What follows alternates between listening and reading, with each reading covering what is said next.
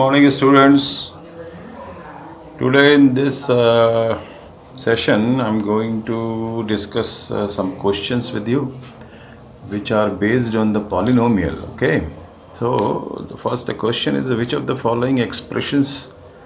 I have already told you what are the algebraic expressions. I'm talking about the algebraic expressions. Which of the following expressions are the polynomial in one variable and which are not, and also you have to give the reasons. Also reason देना है आपको, बताना है कि क्यों नहीं, अगर है तो क्यों है और अगर नहीं है तो क्यों नहीं है. ठीक है, तो फर्स्ट वाला है 3x² + 4x + 5. अब इसको क्या करना है, अगर पॉलिनोमियल को चेक करना है तो आपको सारे वेरिएबल्स की पावर को देखना पड़ेगा. तो पहला वाला जो टर्म है उसमें x की पावर आप देख रहे हैं 2 है, जो कि होल नंबर है. सेकंड टर्म है जिसमें पावर x की पावर 1 है, जो कि होल नंबर है. और लास्ट टर्म है 15, जिसमें x की पावर, अगर x नहीं है तो इसका मतलब वहाँ पर x की पावर 0 है.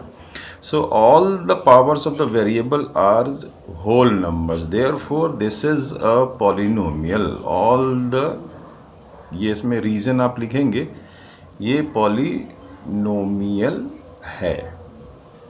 ठीक है, इट्स अ पॉलिनोमियल. तो अभी आपको इसमें रीज़न देने के लिए बताना पड़ेगा all the powers of variable are whole number. Okay, now second question पे चलते हैं. सेकंड क्वेश्चन में क्या लिखा हुआ है कि 5 + 8 × x की पावर 3/2 + 4x². यहाँ पर x की पावर 3/2 है, therefore not a polynomial. Not a polynomial. तो यहाँ पर आपने लिखना है कि ये पॉलिनोमियल नहीं है, क्योंकि यहाँ पर सेकंड टर्म में पावर जो है होल नंबर नहीं है.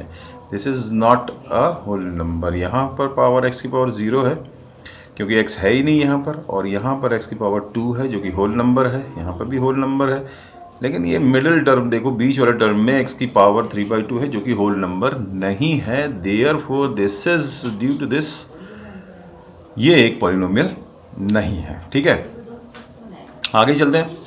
अगला जो क्वेश्चन है दैट इज़, इसमें वेरिएबल y है. वेरिएबल कुछ भी हो सकता है, टेंशन लेने की नहीं. एक ही वन वेरिएबल की बात कर रहे हैं अपन. तो यहाँ पर वेरिएबल y, यहाँ पर देखो y की पावर 1/2 है. फर्स्ट टर्म में y की पावर 1/2 है, जो कि 1/2 होल नंबर नहीं है. So this is not a polynomial. तो ये भी एक पॉलिनोमियल नहीं है.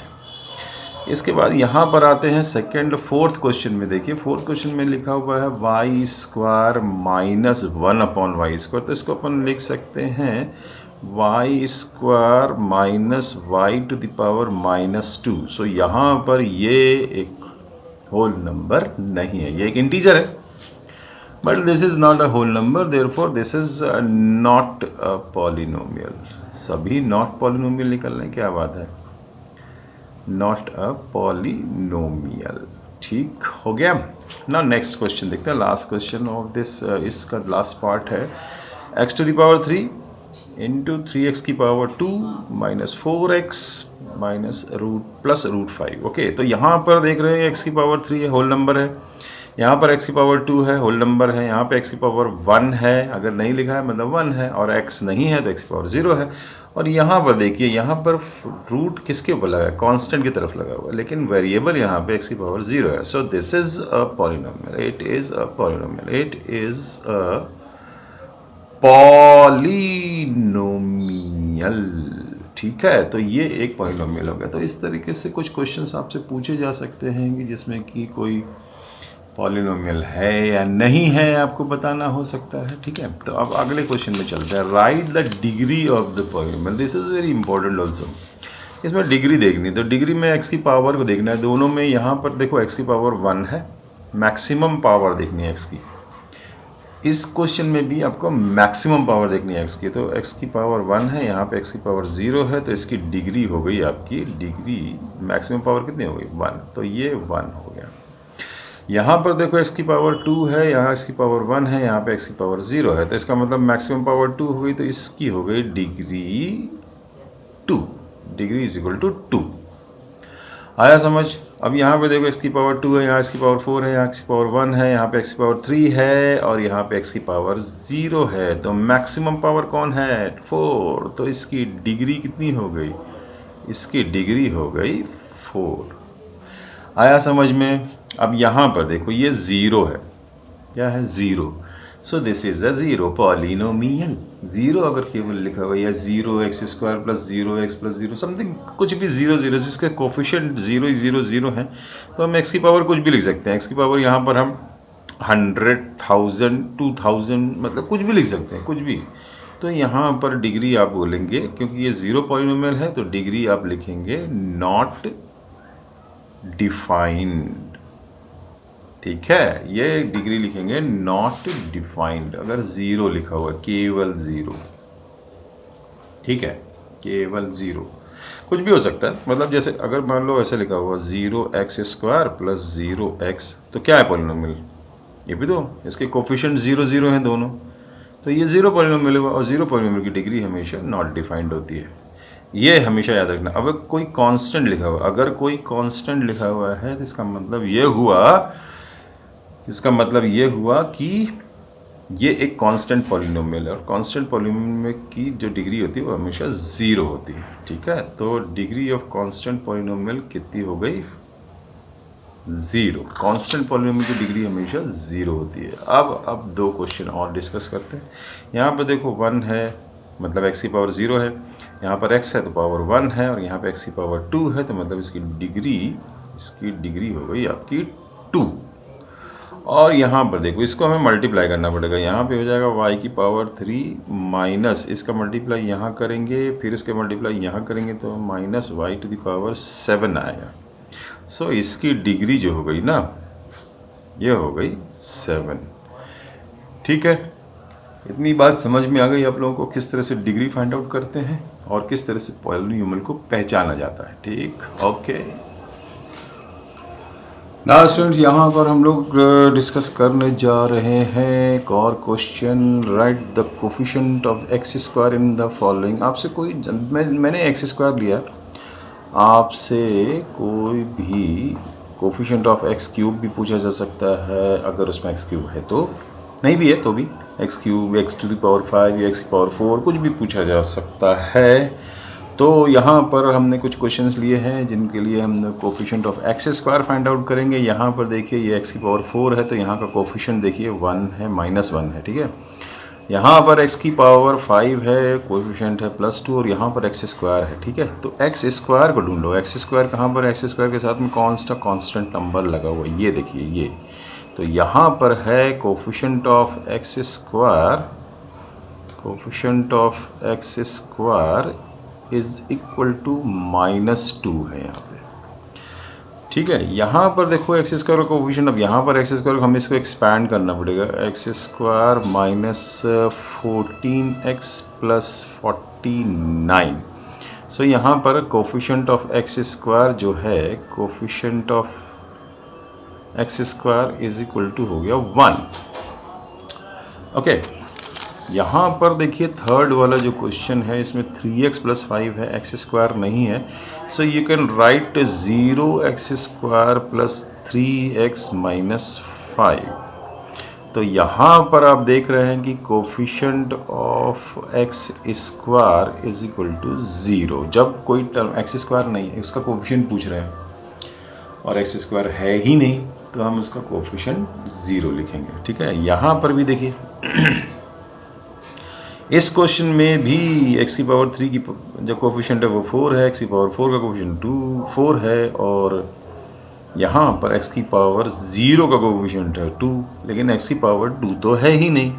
देयरफॉर हम लोग लिखेंगे coefficient of x² is equal to 0 again. Okay, अब यहाँ पर देखिए नेक्स्ट क्वेश्चन देखिए, जब जिसका कोफिशिएंट पूछा जा रहा है और वो टर्म उस पॉलिनोमियल में नहीं है, तो हम उसका कोफिशिएंट 0 लिख सकते हैं। लेकिन यहाँ पर देखिए, यहाँ पर क्या x² तुम देख करके ऐसे ही डायरेक्टली आप देख करके मत लिख देना 2, क्योंकि ये मल्टीप्लिकेशन है। तो पहले हमें इसे मल्टीप्लाई करना पड़ेगा। तो मल्टीप्लाई करने के लिए पहले हम लोग क्या करेंगे, जैसे ये लिखा मैंने 2x और 2x के साथ में 2x² प्लस 3x+1 लिख लिया, फिर -5 लिखा और उसके बाद लिखा 2x² + 3x+1। अब इसका मल्टीप्लिकेशन करेंगे तो यहाँ पे आएगा 4x³ + 6x² + 2x और यहाँ आएगा -10x² और -15x -5। तो इस तरीके से आप देख रहे हो कि ये एक x² का टर्म है और ये एक x² का टर्म है। 6 - 10 मतलब कोफिशिएंट ऑफ x² कितना हुआ? -4। कोफिशिएंट ऑफ x² हुआ -4 क्योंकि यहाँ पे 6x² है और ये -10x² है। तो कोफिशिएंट क्या आ जाएगा? 6 - 10 -4।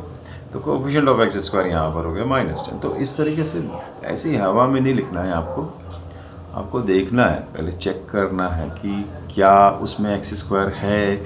अगर x² है तो उसके साथ कौन सा कांस्टेंट नंबर लगा हुआ है, उसका माइनस के साइन अगर लगा है तो माइनस को छोड़ना नहीं है। इस वाले क्वेश्चन में आपने देखा था कि मैंने इसको एक्सपैंड किया था। आप ये नहीं कह सकते कि इसमें x² नहीं था, तो यहाँ पर मैंने इसको एक्सपैंड किया हुआ है, ठीक है। और यहाँ पर देखो x² नहीं था, लिटरली यहाँ था ही नहीं, तो हम लिखेंगे कोफिशिएंट ऑफ x² 0। यहाँ पर भी इस क्वेश्चन में भी नहीं था x², क्योंकि x² का कोफिशिएंट पूछा गया है और x² है ही नहीं, तो कोफिशिएंट 0। और यहाँ पर मैंने आपको मल्टीप्लाई करके बताया। ओके ना, अब नेक्स्ट क्वेश्चन चलता है। यहाँ पर हम लोग लेते हैं एक और क्वेश्चन जिसमें लिखा हुआ है give an example of the following of a polynomial which is monomial of degree 100। Monomial का मतलब क्या होता है? मोनोमियल का मतलब होता है जिसमें एक ही टर्म हो। तो मोनोमियल मतलब, चलिए हमने लिख दिया, वेरिएबल कुछ भी ले सकते हैं, y लिख लिया, ये मोनोमियल हो गया। लेकिन इसकी डिग्री 100 चाहिए तो इसकी पावर 100 लगा दीजिए, हो गया मोनोमियल ऑफ डिग्री 100। आप इसमें कोई कोफिशिएंट का मल्टीप्लाई भी कर सकते हैं, -2 कर सकते हैं, ऐसा भी कुछ भी, कोई भी मल्टीप्लिकेशन कोफिशिएंट से कोई मतलब नहीं है। हमें y डिग्री देखने के लिए हमें वेरिएबल की पावर देखनी होती है, ठीक है। तो वो मैक्सिमम पावर, और मोनोमियल है तो एक ही टर्म है, दूसरा टर्म हम इसमें लिख ही नहीं सकते। अब यहाँ पे लिखा हुआ है बाइनोमियल ऑफ डिग्री 20। तो बाइनोमियल ऑफ डिग्री 20 में कुछ भी आप लिख सकते हैं। जैसे मैंने लिखा 4x⁻20 + 3x, ये लीजिए। दूसरा टर्म आप कुछ भी लिख सकते हैं, कांस्टेंट लिख सकते हैं, लेकिन उसकी पावर जो है ना वो 20 से ज़्यादा नहीं होनी चाहिए। कोई भी टर्म आप यहाँ लिख सकते हैं, लेकिन उसकी पावर 20 से ज़्यादा नहीं होनी चाहिए, नहीं तो वो डिग्री बदल जाएगी, ठीक है। अब यहाँ पे लिखना है trinomial of degree 2। Trinomial of degree 2 तो हम लोग कुछ भी लिख सकते हैं, जैसे डिग्री 2 मतलब मैक्सिमम पावर 2 होनी चाहिए, तो और ट्राइनोमियल भी होना चाहिए। तो मैंने लिखा 4x² + 3x - 5। चलिए ये लिख लिया, ये एक ट्राइनोमियल भी है, दिस इज ट्राइनोमियल, और इसकी डिग्री भी 2 है, maximum power of x is 2, ठीक है, समझ में आया। अब चलिए एक और क्वेश्चन लेते हैं। यहाँ पर एक क्वेश्चन है find P0, P1, P2, P - 2 if Px is equal to this. Px की वैल्यू गिवन है और आपसे पूछा जा रहा है कि P0 कितना आएगा। तो हम पहले क्या करेंगे, Px को लिख लेंगे, ये है 10x - 4x² - 3। अब हमें P0 निकालना है, तो x की जगह पर 0 रख दो, सब जगह पर 10 × 0 - 4 × 0 का स्क्वायर -3, तो बचा केवल -3। सो P0 की वैल्यू -3, क्योंकि ये 0 हो गया, ये 0 हो गया, -3 बचा, ठीक है। अब आपसे पूछ रहे हैं P1 की वैल्यू पूछ रहा है। तो P1 में 10 × 1, जहाँ जहाँ x है वहाँ पर आपको 1 लिख देना है, स्क्वायर लगा देना है, स्क्वायर अगर है तो स्क्वायर लगा दीजिए, और 3, ठीक है। अब इसको सॉल्व करना है, तो सॉल्व करने के लिए ये हो जाएगा आपका 10 - 4 - 3 मतलब 10 - 7, तो आंसर आया 3। 10 - 7 है ना, तो आया कितना, 3। अब आपको निकालना P - 2, तो P की x की जगह पर -2, 10 × -2 - 4 × -2 का स्क्वायर -3। तो इसको थोड़ा आगे सॉल्व कर लेते हैं सर। ये तो हो गया -20, और ये हो गया आपका -16 4, और ये -2 का स्क्वायर भी 4 होता है, 4 4 16, ओके। और ये -3, तीनों माइनस में है, इसका मतलब ये तीनों ही ऐड हो जाएंगे और आंसर माइनस में आएगा। तो ये 36 माइनस -39, आंसर आया -39, ठीक है। तो आई होप ये अभी आपको समझ में आया होगा, ठीक है।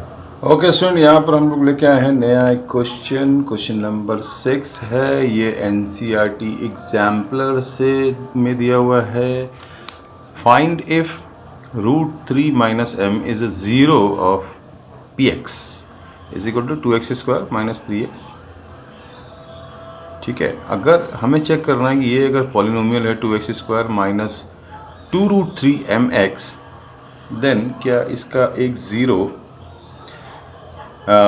√3 - m है। तो हमें क्या करना पड़ेगा, अगर हमको ये चेक करना है कि ये ज़ीरो है या नहीं है, तो हमें x की जगह पर ये वैल्यू को रख देना होगा, नहीं तो इससे हमें वैल्यू निकालनी पड़ेगी, ठीक है। एक तरीका ये है कि हम जो px है, px को लिख करके उसमें ये देखिए, ये हो गया 2x² - 2√3 mx। तो x की जगह पर ये वैल्यू रखते हैं, मतलब p √3 - m, ये इसमें रखना पड़ेगा। सो ये हो जाएगा 2 × √3 - m का होल स्क्वायर माइनस 2√3 m, और x की जगह पर लिखेंगे √3 - m, ठीक है। अब हमें क्या करना पड़ेगा, इसको एक्सपैंड करते हैं। चलिए, 2 हो गया, इसका एक्सपेंशन करेंगे तो आएगा 3 + m² माइनस 2√3 m, और ये मल्टीप्लाई हो जाएगा डायरेक्टली, ठीक है। 2 3 = 6, तो -6m आ जाएगा। ये देखो, इसका मल्टीप्लाई √3 का √3 से मल्टीप्लाई करेंगे तो 3 आ जाएगा। 3 × 2 = 6, और m 6m आ गया। और इसका मल्टीप्लाई जब हम यहाँ करेंगे तो आएगा +2√3 m², करेक्ट है। चलिए, यहाँ इसका मल्टीप्लिकेशन करते हैं, तो यहाँ आया 6 + 2m² माइनस 4√3 m, ठीक है, -6m, ओके, और प्लस 2√3 m²। तो अब आप देख रहे हो, तो यहाँ 6 है, यहाँ 6m है, ये सब्ट्रैक्ट नहीं हो सकता, ये केवल ऐसे ही लिखा जाएगा, और m² में से m², ये भी, ठीक है। तो आप देख रहे हैं कि ये नॉट इक्वल टू 0 है। So this is not a polynomial, not a zero of the polynomial, ये ज़ीरो नहीं होगा। एक चीज़ और तरीका, दूसरा तरीका ये था कि अगर हम 2x² माइनस, थोड़ा सा इधर खिसका के देखते हैं, ठीक है। तो 2x² minus 2√3 mx is equal to 0 लिखें। यहाँ पर हम कॉमन ले सकते हैं, 2x कॉमन लेंगे तो आएगा x माइनस 2x माइनस √3, ठीक है, इज इक्वल टू 0, क्योंकि हमने क्या कॉमन, अच्छा हाँ, m भी तो लिया है, m भी तो लिया है, यहाँ पे m आना चाहिए ना, यहाँ पे m, ठीक है।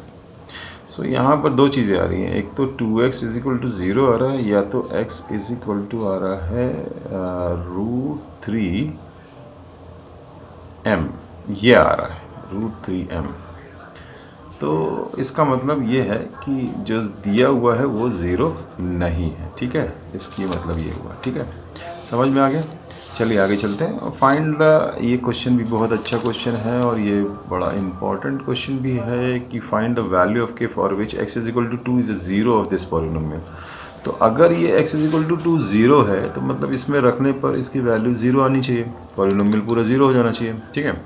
तो हम क्या करेंगे, इसमें क्या करेंगे, x की जगह पर जैसे इसको लिखेंगे px या fx, जो भी लिखना हो आप लिखिए, x³ माइनस kx² और प्लस 4x माइनस 4। तो इसमें हमें क्या करना पड़ेगा, x इज इक्वल टू 2 लिखना है, तो p2 की वैल्यू 0 होनी चाहिए। तो P2 कहाँ से आएगा? P2 आएगा इसमें 2 रखने से। तो x की वैल्यू ये हो गया 2 की पावर 3 माइनस k इंटू 2 की power 2 plus 4 into 2 minus 4 is equal to 0। अब इसको सॉल्व करना था। ये हो गया 8 माइनस 4k प्लस 8 माइनस 4। इस 4k को आप इधर ले जाइए, 16 माइनस 4 आपका 12 आ गया। तो ये हो गया आपका 4k is equal to 12, therefore k is equal to 3। तो k की वैल्यू आ गई आपकी 3। So this type of questions are very very important. अभी आप जब रिमाइंडर थ्योरम पढ़ेंगे तो भी इस टाइप के क्वेश्चंस को आपको पढ़ना होगा, ठीक है। अभी हम आपको बहुत ही इंपॉर्टेंट चीज़ें बताने जा रहे हैं। Find the zeros of the polynomial. ये क्वाड्रेटिक पॉलिनोमियल है और हमें इनके ज़ीरोज़ फाइंड आउट करने हैं। And this is very very important for your class 10th, क्योंकि क्लास 10th में भी सेकेंड चैप्टर आपका पॉलिनोमियल है और इसमें आपको ज़ीरोज़ फाइंड आउट करने के लिए ही कहा जाएगा, ठीक है। तो ज़ीरोज़ फाइंड आउट करने का तरीका ये होता है कि हम स्प्लिटिंग द मिडिल टर्म जो होता है ना, ये सीख लें अच्छे से, ठीक है। तो स्प्लिटिंग द मिडिल टर्म सीखने के लिए यहाँ पर आप देखिए कि पहला जो क्वेश्चन लिखा हुआ है उसमें लिखा है 10x square minus 9x minus 7। तो हमें क्या करना पड़ता है, सबसे पहले x स्क्वायर का और ये लास्ट वाला जो ये नंबर है कांस्टेंट टर्म, इनका मल्टीप्लिकेशन करते हैं।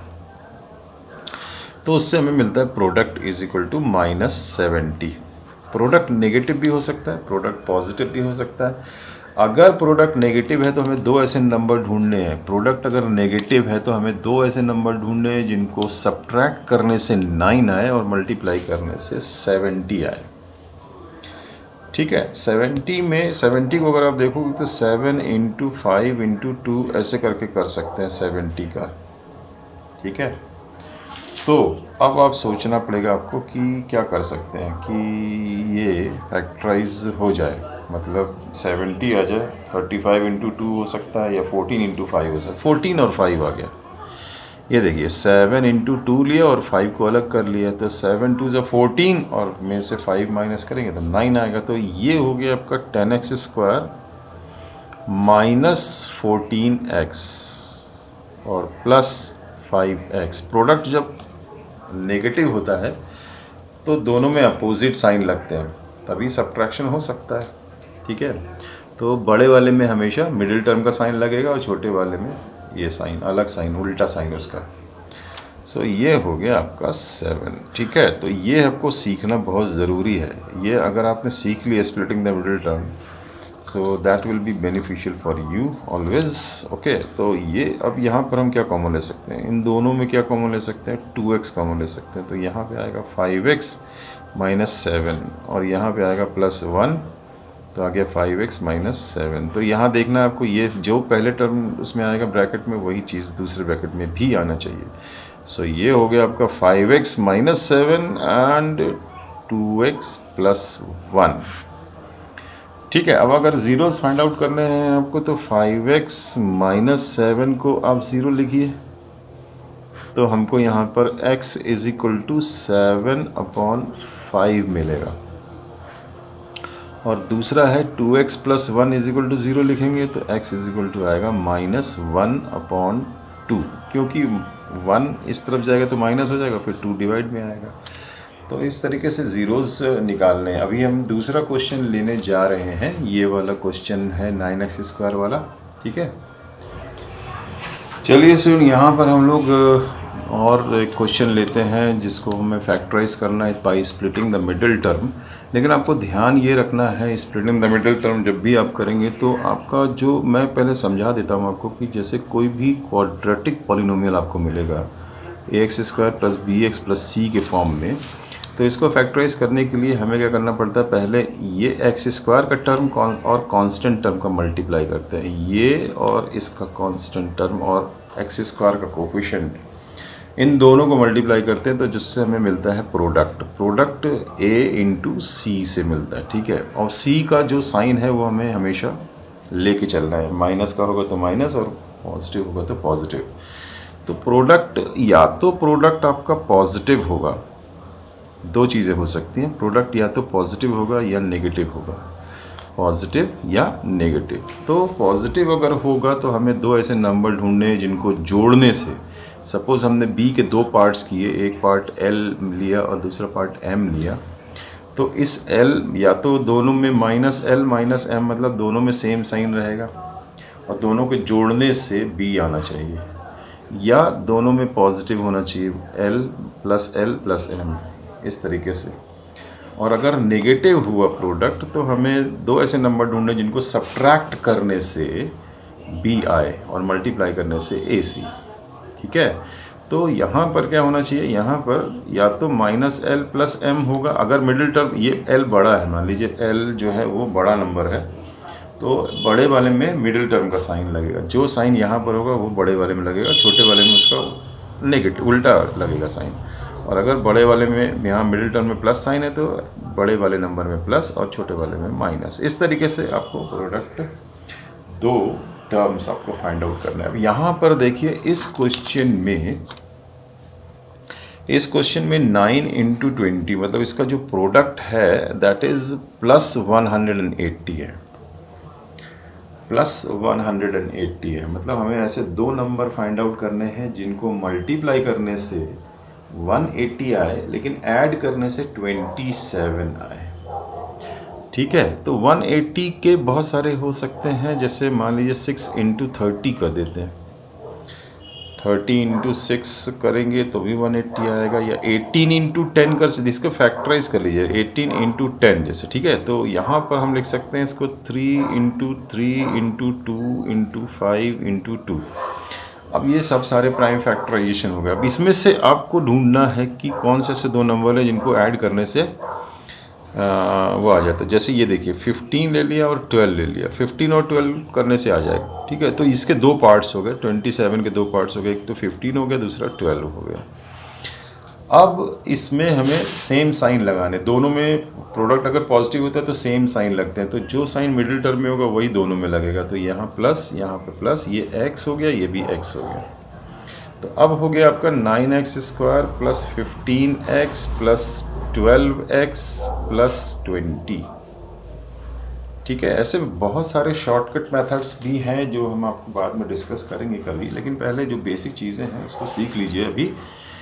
ठीक है, तो यहाँ पर हम ले सकते हैं 3x कॉमन, तो अंदर आएगा 3x प्लस 5, और यहाँ पर कॉमन क्या आएगा, अब देखिए दोनों में 4 कॉमन आ रहा है, तो 4 कॉमन आएगा तो अंदर आएगा 3x प्लस 5। ध्यान रखना है जो पहले ब्रैकेट में आया वही दूसरे ब्रैकेट में आना चाहिए। तो ये हो गया 3x प्लस 5 और दूसरा हो गया 3x प्लस 4। अब हम इसको जब हम 0 लिखेंगे तो x इज इक्वल टू आएगा -5/3, और जब इसको 0 लिखेंगे तो आएगा x इज इक्वल टू -4/3। ठीक है, चलिए अब अगला क्वेश्चन देखते हैं। अगले क्वेश्चन में देखिए रूट है, ये बहुत इंपॉर्टेंट टाइप के होते हैं, इनके फैक्टराइजेशन कैसे करना है इसको हम और भी डिस्कस करेंगे। पॉलिनोमियल का जो सेकंड पार्ट आएगा, मतलब आफ्टर रिमाइंडर थ्योरम और ये सब करने के बाद में लास्ट में अलजेब्रिक एक्सप्रेशंस के हमें फैक्टराइजेशंस भी करने सीखने हैं। फिर से एक बार उसको फिर बताएंगे। यहाँ पर जो प्रोडक्ट आप देख रहे हैं तो 8 5 ज़ा 40 इंटू 2 200 है, पॉजिटिव 200 है। देखो 5 इंटू 8 इंटू 5, ये 5 इंटू 8 40 हो गया, और रूट फाइव 5 हो गया, 40 इंटू 5 200। ठीक है, तो दो ऐसे नंबर लेने हैं जिनको ऐड करने से 30 आया और मल्टीप्लाई करने से, तो वो बहुत सिंपल है, एक तो 20 हो जाएगा और एक हो जाएगा 10। 20 और 10 को ऐड करेंगे तो 30 आएगा और दोनों को मल्टीप्लाई करेंगे तो 200 आएगा, और पॉजिटिव साइन यहाँ पे लगा। अगर मान लीजिए यहाँ पे नेगेटिव साइन है तो चलिए मैं इसको नेगेटिव साइन ले लेता हूँ यहाँ पे, तो दोनों में नेगेटिव साइन लगेगा। प्रोडक्ट अगर पॉजिटिव होता है तो सेम साइन लगते हैं दोनों में, -20 -10, तभी तो ऐड होंगे। अब हमें क्या करना है, यहाँ पे 5√5x² -20x है, -10x है, -8√5 हो गया। अब ये हो गया स्प्लिटिंग द स्प्लिट हो गया, मिडिल टर्म स्प्लिट हो गया। अब हमें कॉमन लेना है, तो हम देख रहे हैं यहाँ पर हम ये 5 इंटू 4 होता है तो √5 भी कॉमन ले सकते हैं। ठीक है, तो एक रूट 5 कॉमन आ जाएगा और 5 भी कॉमन, 4 इंटू 5 होता है ना ये, तो 5 अगर हम 5x कॉमन लें तो अंदर बचेगा आपका रूट 5x और माइनस 4, ठीक है। और यहाँ पर अगर हम 2 रूट 5 कॉमन ले लें तो अंदर आएगा रूट 5x माइनस 4, ठीक है। ये हो गया ब्रेक, इसको ही तो सीखना है बस।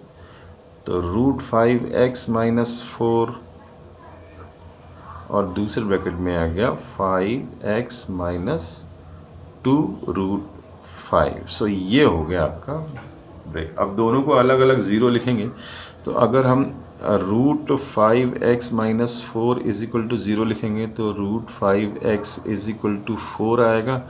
तो therefore x is equal to आएगा 4 अपॉन रूट 5, जिसको बाद में आप रेशनलाइज भी कर सकते हैं। और यहाँ पर अगर दूसरे वाले टर्म को ज़ीरो लिखेंगे तो 5x माइनस 2 रूट 5, तो x इज इक्वल टू हो जाएगा 2 रूट 5 अपॉन 5। ये ऑलरेडी एक वो है, रेशनलाइज है, तो हमें इसको रेशनलाइज करने की ज़रूरत अभी नहीं पड़ेगी, ठीक है।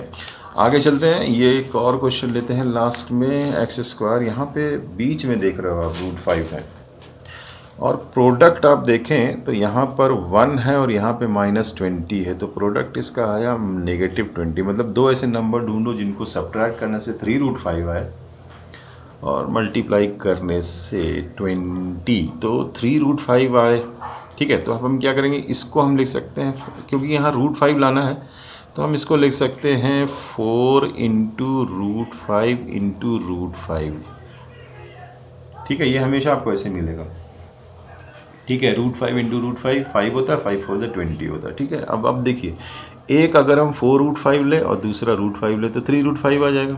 सब्ट्रैक्ट ही तो करना है, तो इसके दो पार्ट्स हो गए, x square minus 4 root 5x और प्लस रूट 5x, क्योंकि प्रोडक्ट नेगेटिव है इसलिए दोनों में अपोजिट साइन लगेगा, इसलिए एक में नेगेटिव बड़े वाले में नेगेटिव, छोटे वाले में उसका अपोजिट, ठीक है। तो ये हो गया आपका ब्रेक।